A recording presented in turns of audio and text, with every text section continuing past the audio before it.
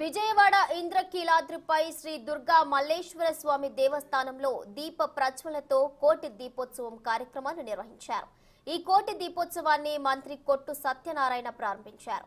అలాగే చిన్న రాజగోపురం వద్ద ఏర్పాటు చేసిన జ్వాలా తోరణం వద్ద ఆలయ స్థానాచార్యులు వైదిక కమిటీ సభ్యుల ఆధ్వర్యంలో పూజలు నిర్వహించి జ్వాలా తోరణం వెలిగించారు. ఈ కార్యక్రమంలో ఆలయ కార్యనిర్వహణాధికారి బ్రహ్మరాంబ, వైసీపీ తూర్పు నియోజకవర్గ ఇన్ఛార్జ్ దేవినేని అవినాష్ పాల్గొన్నారు. కోటి దీపోత్సవం, జ్వాలా తోరణం, గిరి ప్రదక్షిణ కార్యక్రమం నందు భక్తులు విశేషంగా పాల్గొని అమ్మవారిని, స్వామివారిని దర్శించుకున్నారు.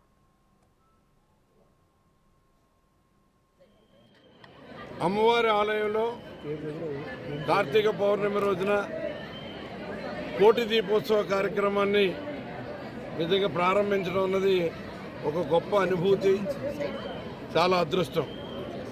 మరి ఏదో ఒక పూర్వజన్మ సుకృతం లేకపోతే ఇటువంటి కార్యక్రమం చేసే అవకాశం రావడం అన్నది సాధ్యం కాదు.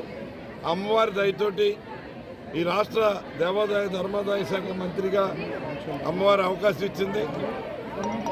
ఈ రాష్ట్రంలో ఉన్న దేవాలయాలన్నీ కూడా అభివృద్ధి పథంలో నడిపించడానికి అన్ని రకాలుగా కూడా చర్యలు తీసుకుంటున్నాం అమ్మవారి ఆశీస్సులతోటి.